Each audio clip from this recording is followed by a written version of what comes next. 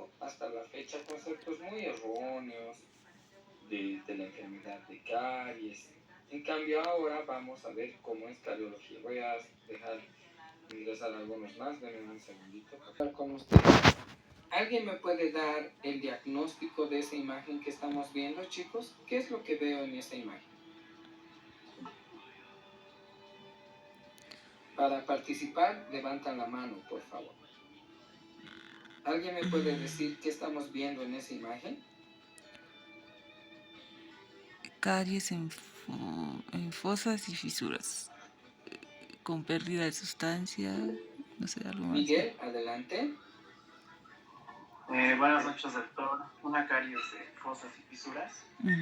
Ya, Miguel nos dice que estamos viendo una caries de fosas y fisuras. ¿Alguien más quiere indicar qué estamos viendo en la imagen? Coloración oscura, bordes irregulares, ya. Alejandra Quispe.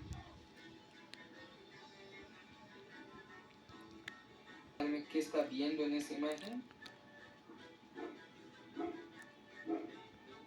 Doctor, ¿una lesión de caries de fosas y fisuras? Sí. Una lesión de caries de fosas y fisuras. Miren, muchachos, hay dos respuestas y las dos son distintas, ¿no? Su compañero nos dice, en esa imagen yo veo caries en fosas y fisuras. Pero su compañera nos indica, yo veo una lesión cariosa en fosas y fisuras. Hablar de caries, chicos, es hablar de la enfermedad. Voy a poner un ejemplo. Una persona fallece por un infarto de miocardio, ¿sí? La enfermedad con la que ha sido causa de muerte ha sido un infarto de miocardio. Sin embargo, clínicamente, esa enfermedad, ese infarto, se ha manifestado por un dolor precordial, torácico, irradiado hacia el brazo izquierdo, que puede subir al ángulo mandibular, de tipo opresivo, cuya etiología ha sido la obstrucción de un vaso coronario, ¿no? Eso es un infarto cardíaco. Pero si se haría una necropsia, entonces se extrae el corazón de la persona muerta que ha fallecido por infarto y se observa que en el corazón hay una zona localizada de necrosis, que el músculo cardíaco, por la obstrucción de una coronaria, de una arteria coronaria, ha muerto y está blanco. Aquí estamos viendo la zona localizada de necrosis del músculo cardíaco. ¿Qué quiere decir aquello? Que estoy viendo la manifestación clínica de la enfermedad. Entonces, lo que estoy viendo aquí, en esta imagen, no es caries. Acá yo estoy viendo una lesión cariosa. La lesión cariosa es el producto de la enfermedad, es la manifestación clínica de la enfermedad. Estamos mal acostumbrados al hablar. Aquí yo veo caries en fosas y fisuras. Estoy viendo caries en esmalte y dentina. Estoy viendo caries de primer grado. Estoy viendo caries tal, usando cualquier tipo de clasificación. No, muchachos. La caries, así como término de caries dental, es la enfermedad.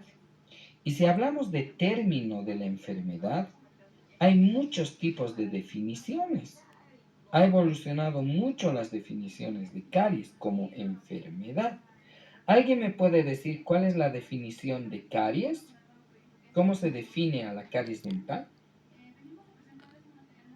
Es una enfermedad Enfermedad multifactorial, doctor. Sí. Ya, primer término, muy bien. Es una enfermedad multifactorial. ¿Qué más, muchachos? Azúcar dependiente. Localizada, doctor. Ya, localizada. ¿Qué más? Adelante. Es una enfermedad crónica multifactorial de alta prevalencia. Ya, es una enfermedad crónica multifactorial de alta prevalencia. ¿Qué más han aprendido en definiciones de caries? Mm, Adelante, Miguel. Puede ser desencadenada por la colonización de microorganismos que se encargan de la desmineralización de sustratos el sustrato. orgánicos de la pieza dentaria, como ser la dentina o el esmalte. Ya, estamos armando bonito el concepto. Es una enfermedad multifactorial desencadenada, nos dice acá Miguel, por el factor microbiano que va a producir una desorganización del tejido orgánico del diente. ¿Qué más será caries, chicos? ¿Qué más hay en la definición? Crónica, ok. ¿Qué más? ¿Qué otros factores son influyentes? Adelante, Eliana. Buenas noches, doctor. Tal vez sería Azúcar dependiente. ¿ves? Le he escuchado entrecortado, Eliana. ¿Puedes repetir?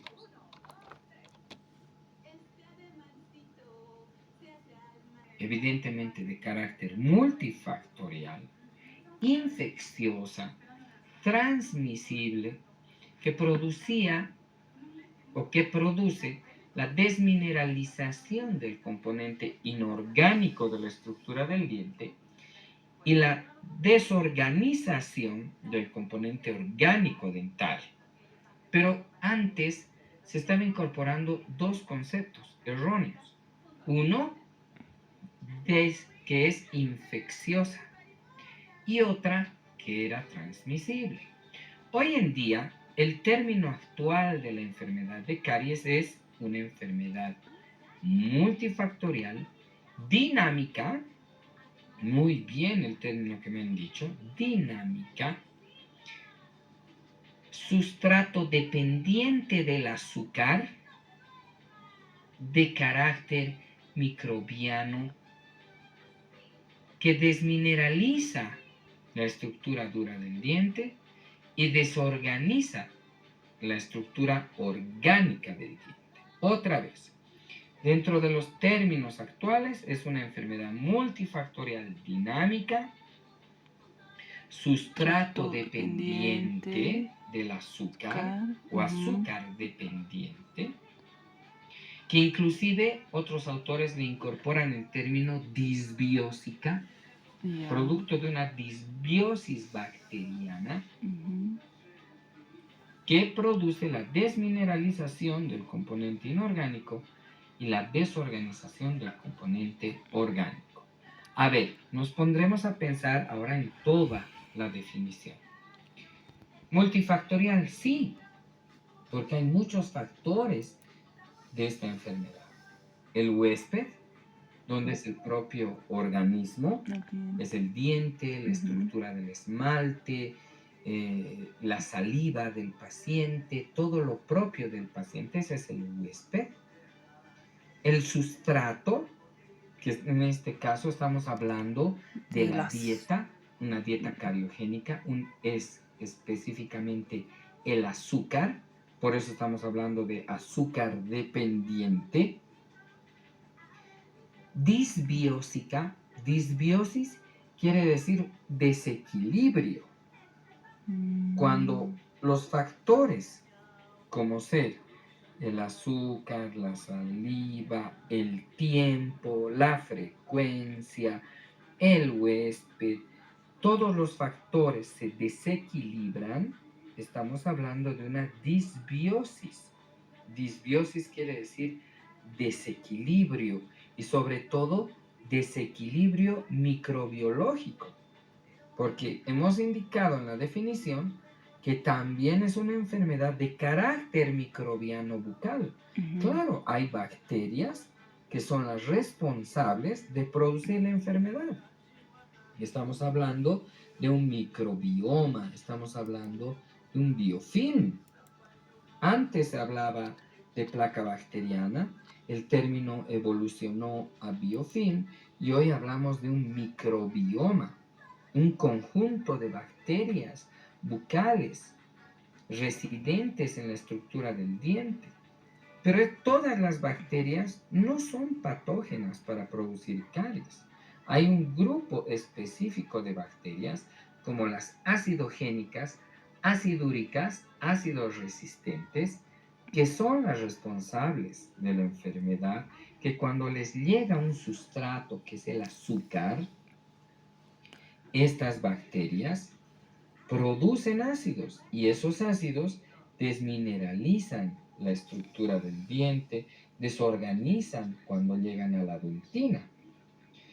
Pero para que estas bacterias sean patógenas, tiene que haber un desequilibrio. Por eso hablamos de una disbiosis. Entonces hay una competencia entre bacterias no acidogénicas, llega el azúcar, se rompe el equilibrio, se produce la disbiosis y se da que estas bacterias sean en mayor número. Ya eso se llama disbiosis. Por eso el término dice, es una enfermedad de carácter microbiano bucal, azúcar dependiente.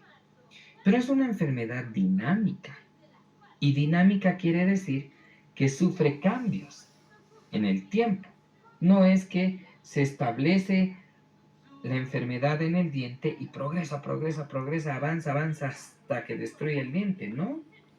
Hay momentos de progresión cuando se rompen los equilibrios, cuando los factores patógenos son mayores a los protectores, cuando hay mucha azúcar en la dieta, se rompe ese equilibrio y empieza a avanzar la enfermedad. Pero si el paciente vuelve a una buena higiene, baja el nivel de azúcar, se expone a fluoruros, a remineralizantes, la enfermedad puede detenerse. Por eso es dinámica, porque tiene momentos de progresión y momentos de detenimiento.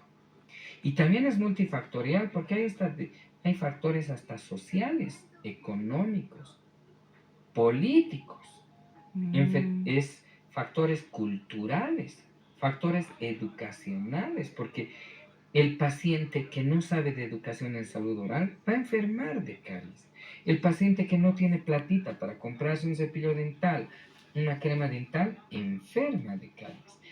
El paciente que no tiene dinero para ir al dentista, enferma de caries.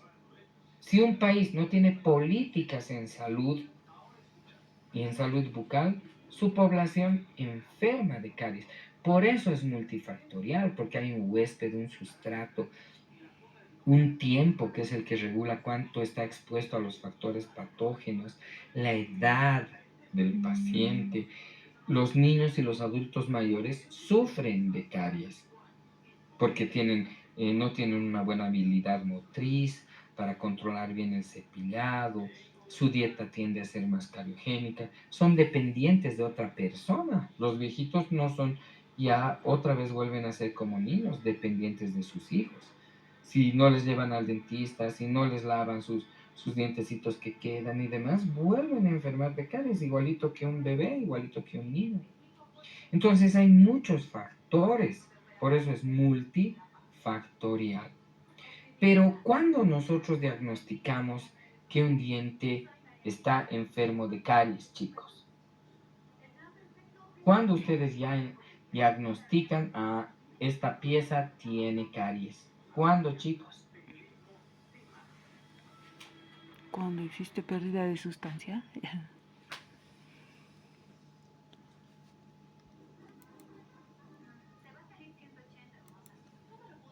Isaura, ¿cuándo usted diagnostica que un diente está enfermo de caries? Sí. pérdida de sustancia. Doctor, ¿podría ser cuando observamos signos y síntomas? ¿Cuáles signos serían de la caries? ¿A qué se refiere? ¿Cuándo? ¿Cuándo, Miguel? La primera manifestación clínica podría ser cuando observamos una mancha blanca en la pieza dentaria, que ya es el comienzo de la lesión cariosa, y ya Muy posterior bien. a eso ya vemos la desmineralización, podríamos observar a más profundidad, ya según la clasificación. Muy bien. Así deberíamos ya dar un diagnóstico, ¿no? De un diente. ¿Cuándo decimos que un diente ya está enfermo de caries? Cuando se da su primera manifestación clínica, que es la lesión de mancha blanca. Pero la mayoría, sinceramente, muchachos, hasta los colegas profesionales, ¿cuándo diagnostican que un diente está enfermo de caries? Cuando ya está cavitado, cuando ya presenta una cavitación, cuando ya está en esmalte, o cuando está en esmalte dentina, cuando ya ha comprometido pulpa. Muchos, la mayoría, recién indican de que este diente está enfermo de caries, y eso es un terrible error. Entonces, lo que estamos viendo acá es el iceberg de Pitts. Este iceberg, ¿qué nos dice? Es como el Titanic. El Titanic estaba navegando por el océano en aguas gélidas, y los vigías que están ahí arriba del barco le indican al capitán que se están acercando a una zona de témpanos de hielo, pedazos de hielo, estructuras ahí de hielo. Pero el capitán indica y dice: a este barco nunca lo va a voltear ni Dios. Más bien aumenten la velocidad, prendan todas las calderas y vámonos a toda velocidad para que esos témpanos de hielo no nos van a hacer nada. Pero ¿qué estaban viendo en el océano? La punta de un iceberg. Porque lo que lo voltea y lo hunde al Titanic era la base del iceberg. Esa base era gigante y choca con el costado y se hunde el barco. La enfermedad de caries, cuando nosotros indicamos que un diente ya está enfermo de caries solamente porque presenta ya la lesión, y peor si ya está cavitado, es solamente ver la punta del iceberg de la enfermedad. Porque la enfermedad en su base se inicia cuando hay un desequilibrio entre la desmineralización y la remineralización dentaria. Todo el día, muchachos, a cada hora, se está desmineralizando el esmalte. La saliva se está tornando ácida, mucho más si nosotros consumimos algo azucarado, baja el pH salival. Al bajar el pH de la saliva, salen cristales de hidroxiapatita del esmalte. Todo el tiempo se está desmineralizando. Pero la saliva, si está en una buena cantidad, tiene una buena consistencia, tiene el sistema bicarbonato ácido carbónico urea ideal, con gran cantidad de bicarbonato intrínseco a la saliva, entonces esta saliva capta calcio circulante de la propia boca y lo vuelve a reincorporar.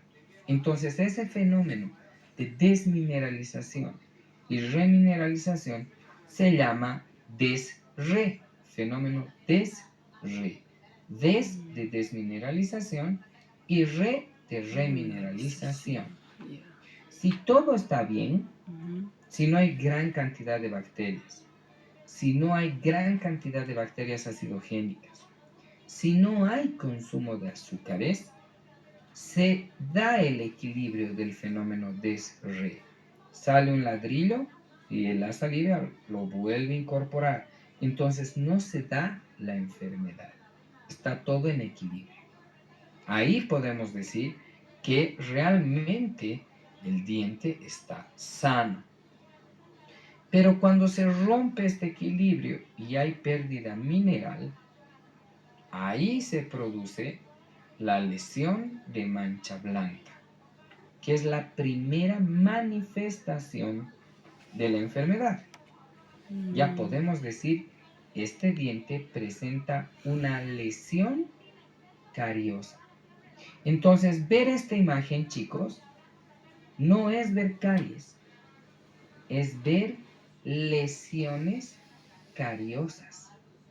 Esta pieza tiene una lesión cariosa de fosas y fisuras. Esta pieza tiene una lesión cariosa de esmalte dentina.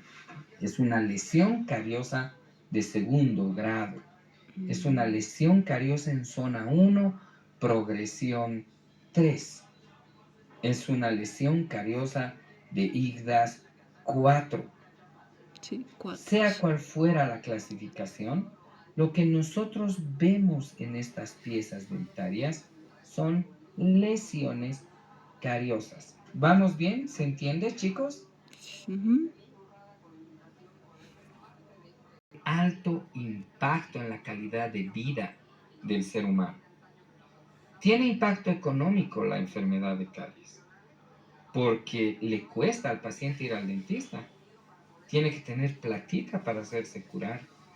Es de impacto económico porque al gobierno le cuesta recursos del IDH, del presupuesto de la nación, para dar economía a las universidades públicas, a la UNSA, a la UP, a la San Simón, a la Saracho, a la Tomás Frías, a la Siglo XX, a la René Moreno. Tiene que haber dinero que el Estado dé a las universidades para sus recursos de la universidad. Le cuesta dinero al Estado. Le cuesta dinero al profesional. Nos cuesta dinero a los odontólogos. Porque tenemos que comprar materiales, porque tenemos que pagar luz, porque tenemos que pagar agua, porque tenemos que cambiar nuestros materiales todo el tiempo, un alquiler, un anticrético, la compra de un ambiente. Es de alto impacto económico la caries.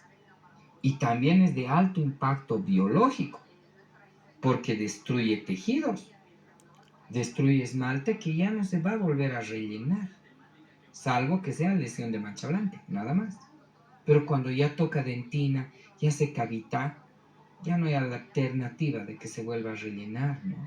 Entonces destruye tejidos, llega a tejido pulpar y produce infecciones.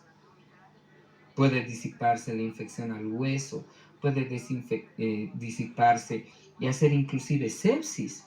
Puede llegar a piso del cerebro por un absceso no tratado de un molar superior. Puede comprometer la vida del paciente.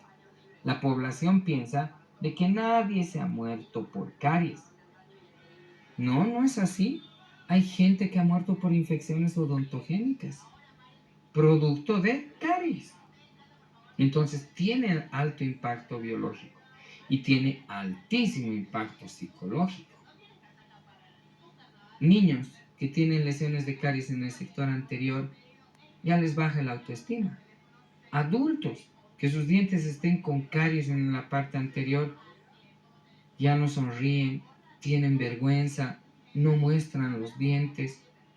Y socialmente igual, ya el dolor y todo de la enfermedad causa que ya no vayan al trabajo, ya no se trabaje de la misma manera, ya la persona no socializa de la misma forma. O sea que es una enfermedad de alto impacto en la calidad de vida. Pero esta enfermedad, lo que nosotros nos vamos a basar en estas clases, va a ser sobre todo en el diagnóstico. No vamos a hablar de la histopatología, no vamos a hablar de los factores, porque eso ustedes ya han visto en semioestomato, ya han visto en patoestomato. Vamos a hablar del diagnóstico de las lesiones cariosas. Y no vamos a tomar acá diagnósticos antiguos que ya no se utilizan a nivel internacional.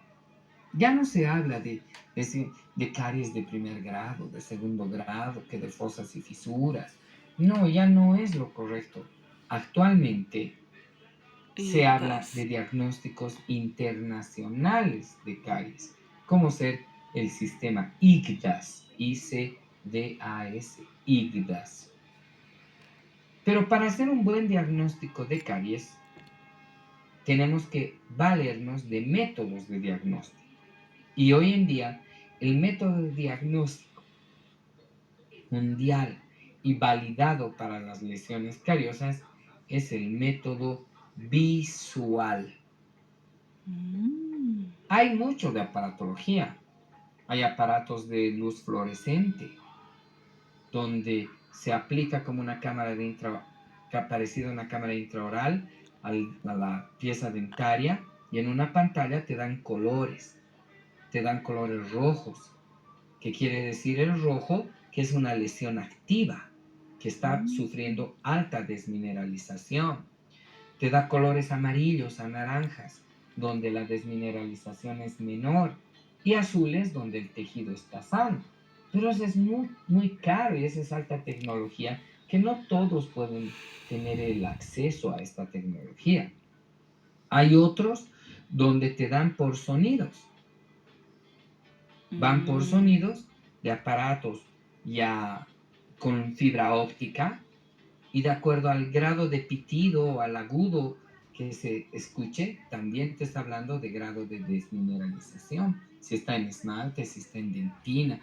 Hay muchos métodos actuales de diagnóstico de caries, pero para que todo sea universal, el Sistema Internacional de Diagnóstico de Caries nos indica que lo correcto es entrenar a nuestros ojos y ver qué tipo de lesión se presenta en la estructura del diente.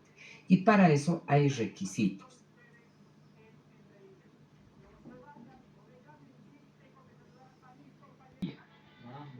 Pero a nivel internacional ya el requisito es adiestrar a nuestros ojos. Y para aquello tenemos que primero, para la inspección visual, tener un diente limpio.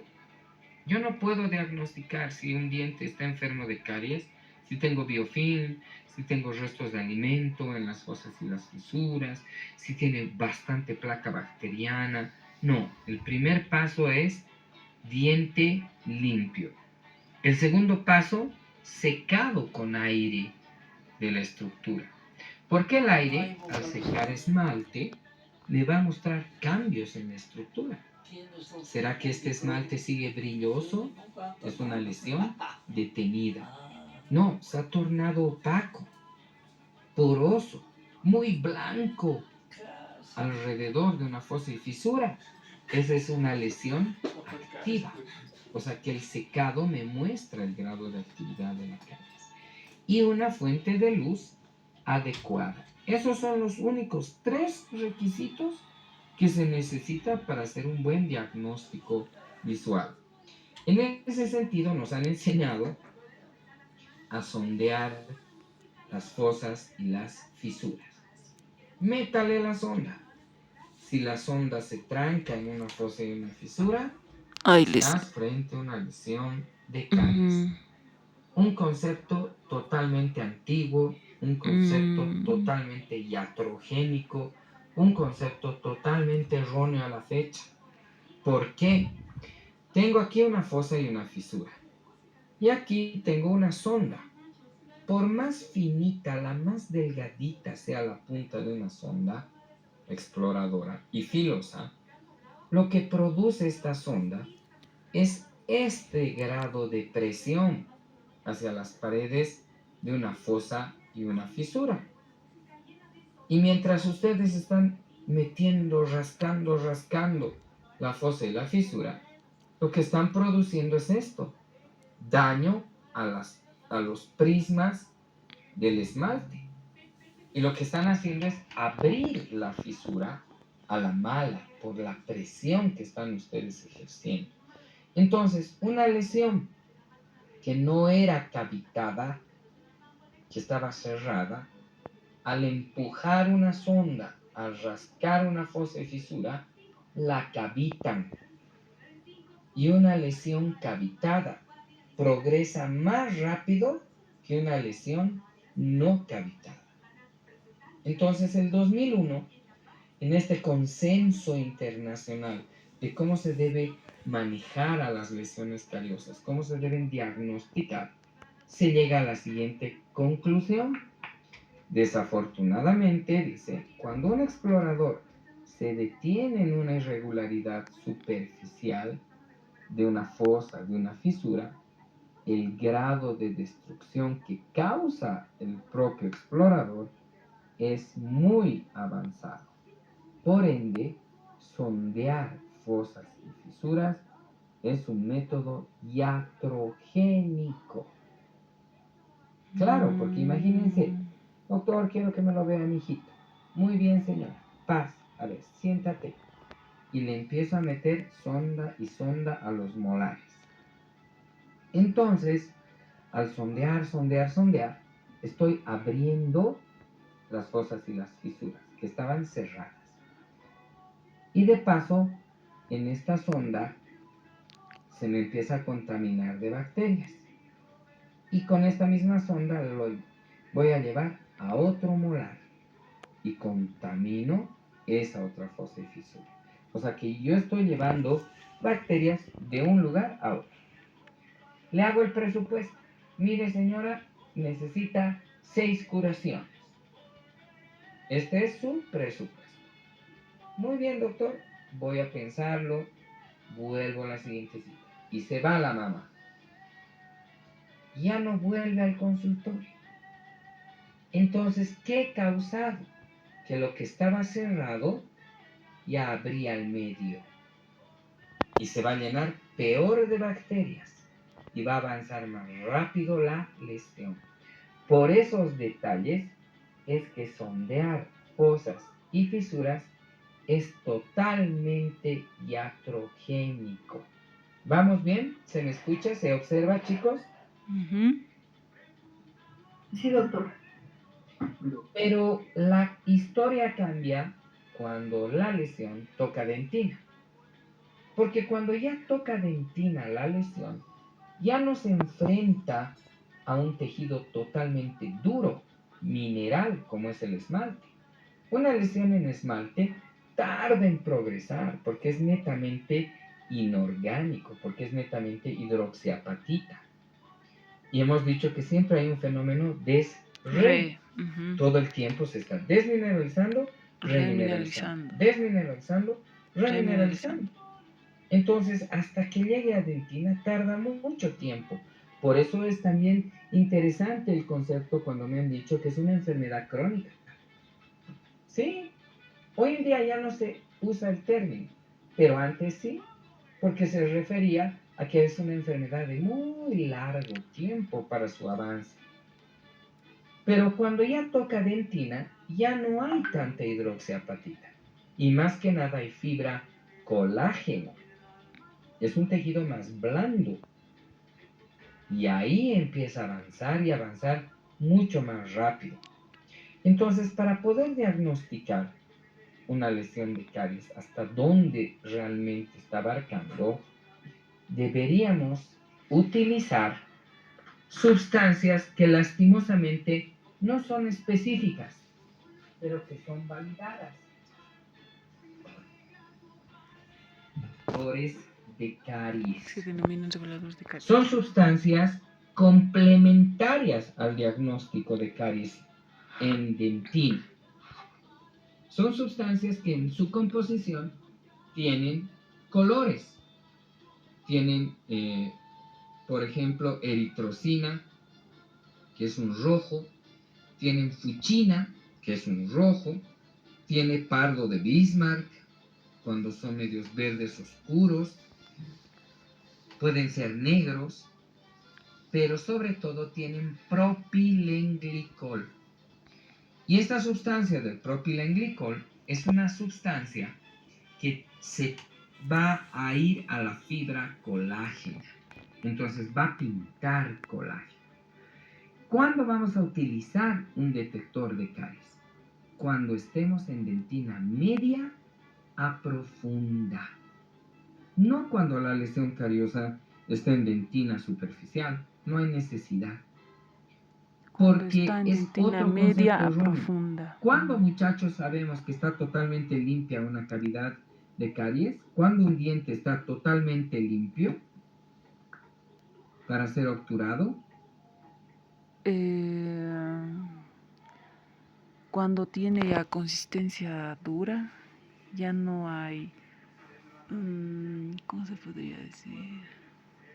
Desde operatoria dental, ¿cuándo yo puedo decir, ah, sí, este diente ya lo voy a tapar, Miguel? De alguna forma clínica podría ser con la cuchareta de dentina. Cuando raspamos ya nos sale el tejido desmineralizado y es un poco más duro. Ujú, Un poco más Ya. largo. ujú. Warek, ¿cuándo? Doctor, ¿podría ser cuando suene el clic dentinario? Ya. Entonces, nos han Ya. enseñado que una cavidad está totalmente limpia, lista para obturarse, cuando está el cric dentinario, cuando está el grito dentinario. Hasta la fecha, chicos, yo nunca he escuchado gritar a la dentina.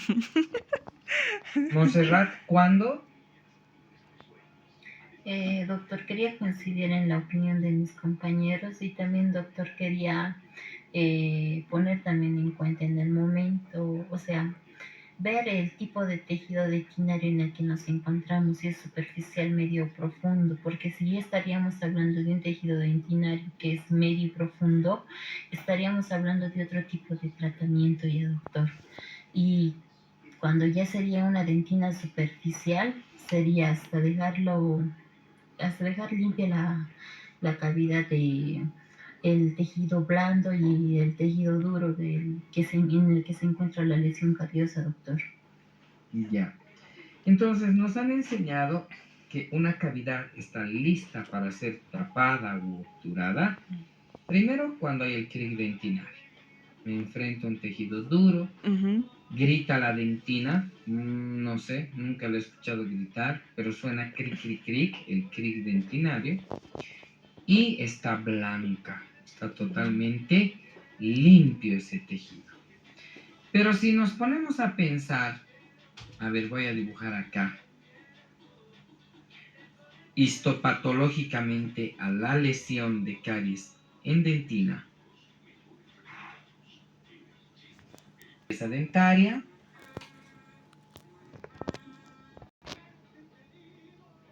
pulpar. La pulpa es un tejido, ¿no?, único junto con la dentina. O sea, no son dos tejidos distintos. Por didáctica, aprendemos en la universidad dentina y aparte pulpa. Sin embargo, hoy en día la dentina y la pulpa son una sola unidad. Se llama complejo dentino-pulpar. Es un solo tejido. Ambos son del mismo origen mesenquimático, derivados de la papila dentaria. Es un solo tejido, dentina y pulpa. Lo que le está pasando a la dentina se refleja en la pulpa. La dentina forma dentina terciaria de defensa.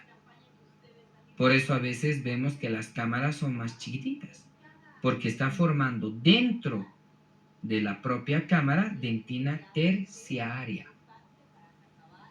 Pero la pulpa, cuando nota que ya está habiendo una lesión cariosa a nivel de la dentina, me forma aquí otra dentina, que es la dentina esclerótica. O sea, esta es dentina esclerótica y esta es dentina terciaria. La dentina esclerótica es una dentina intratubular. Este es el túbulo dentinario normal, y cuando ya la lesión cariosa afecta a la dentina, se empieza a cerrar el túbulo, se oblitera el túbulo, se cierra, se llena de cristales de Widloquita. Por eso es dentina esclerótica, intratubular, dentro del túbulo. Y esta dentina tiende a cambiar de color, Puede ser una dentina más amarilla, puede ser una dentina café, puede ser una dentina negra, puede ser una dentina parda. Mientras más tiempo pase de la lesión, más oscura se vuelve, pero el túbulo se ha cerrado, por eso es intratubular. Es la dentina esclerótica. Pero la lesión de caries de dentina nos han enseñado que tiene zonas. Una zona que antiguamente se llamaba dentina infectada, hoy en día se llama dentina contaminada, y otra zona que es a manera de capas de cebolla, ¿sí? Como capas de cebolla, que es la dentina afectada, ¿no? Entonces aquí tengo la dentina afectada y afectada. tengo la dentina infectada. Hoy en día la infectada se llama dentina contaminada, a la infectada se llama contaminada y a la afectada se la llama desmineralizada. Esos son los términos actuales. Ya no es infectado, ya no es afectado, es contaminado y desmineralizado. Desmineralizado. La dentina infectada, y estos van conceptos desde 1970, ¿sí? La dentina infectada es una dentina blanda, desorganizada, de alto contenido bacteriano, detritus de alimentos. Es una dentina no dolorosa, es necrótica, no duele, porque todo está desorganizado. En cambio, la dentina afectada o desmineralizada es un tejido más blando de poca cantidad o nula de bacterias, que son las capas de cebolla. Empiezan a limpiar con cuchareta de dentina, se les pide márgenes, paredes y piso, se empieza a remover la lesión y se va saliendo como capitas de cebolla. Esas capas de cebolla no tienen gran cantidad de bacterias. Y por debajo de esa capa afectada o desmineralizada está la dentina esclerótica, que puede ser más amarilla, más gris, más parda. Y por debajo recién está la dentina sana, que ya es de color blanco. Entonces, los conceptos actuales de caries dicen: hay que remover la dentina contaminada y dejar la dentina desmineralizada para utilizar biomateriales que son bioactivos, biomineralizadores y que se vuelva a remineralizar. Esos son los conceptos actuales de caries. Ya no es limpia hasta que esté blanco, limpia hasta que esté el grito dentinario. El grito dentinario puede ser la dentina esclerótica porque está re dura, como puede ser la propia dentina sana. Entonces uno se pone a pensar, la pulpa ha tardado meses en formar una dentina de defensa, que es la dentina esclerótica, tapando los túbulos, defendiéndose, formando dentina terciaria, alejándose. Y yo no voy a ser un malo en limpiar todo lo que la propia pulpa se ha defendido. No es así. Hoy en día no se debe limpiar ningún tipo de lesión, ni en adultos, ni en niños, hasta que esté blanco, hasta que grite la dentina. No. Por eso utilizamos estas sustancias. Estas sustancias del detector de caries van a pintar lo que es la dentina contaminada y las primeras capas de la dentina afectada. Entonces, mientras ya esté limpio del color, la lesión ya está limpia. Inclusive, si es una lesión profunda, puede dejarse ligeramente pintado el piso. No bien verde, no bien negro, no bien rojo, pero ligeramente pintado. Y se podrá un hidróxido de calcio, un ionómero de vidrio, Ionómero. un biodentín, Mm, un trióxido mineral agregado, un mm, biomaterial que remineralice, que selle y por encima su material restaurador. Entonces ha cambiado el concepto del manejo de caries. Ha cambiado la filosofía. ¿Vamos bien? ¿Se escucha? sí. El diagnóstico debe ser visual y cuando está en dentina media o profunda, en la utilización de reveladores de caries. Entonces, chicos, vamos a tener en esta semana, nos vamos a poner de acuerdo si va a ser el miércoles o el jueves a la misma hora y a la segunda parte, que va a ser la clasificación de lesiones cariosas. Vamos a ver desde las clasificaciones clínicas hasta entrar a IGDAS, a PITS, a ICCMS, que son los diagnósticos actuales de la enfermedad de caries. ¿Ok? Ujú. Muy bien, ya son las 10:30. Ya podemos retirarnos. Vayan, descansen. Yo voy a poner en el grupo, ¿sí?, de WhatsApp del curso cuándo va a ser nuestra clase. Un anuncio importante.